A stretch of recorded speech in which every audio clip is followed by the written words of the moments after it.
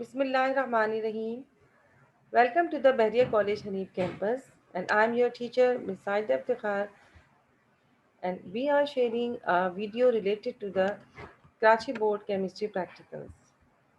Students, this is your new chemistry practical book for class 9, and this is according to the new scheme of studies for this year by Dr. Saifullah. This book contains 7 experiments according to the new reduced syllabus for this year. Now come to the experiment number 1. An object of this experiment is to cut and bend a glass tube and draw a jet. Now the question is why we are cutting and bending and drawing a jet from the glass tube.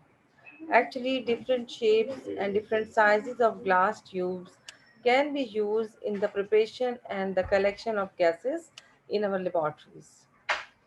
In your class 10, you will perform the gas experiments and you will use different types of glass tubes. For this experiment, what are the apparatuses? The apparatus are glass tubes and the small triangle knife, matchbox, and the Bunsen burner. Let's start our experiment. The part 1 is to cut a glass tube. What will we have to do? We will mark desired length of the glass tube, and by the sharp small knife we will exert pressure for the cutting of the glass tube, and by exerting appropriate pressure on the glass tube we will cut into two pieces. Now come to the second part, to bend a glass tube. For this purpose, we will place a glass tube over a flame and we will make it soften. When it becomes softened, we apply a pressure to bend it.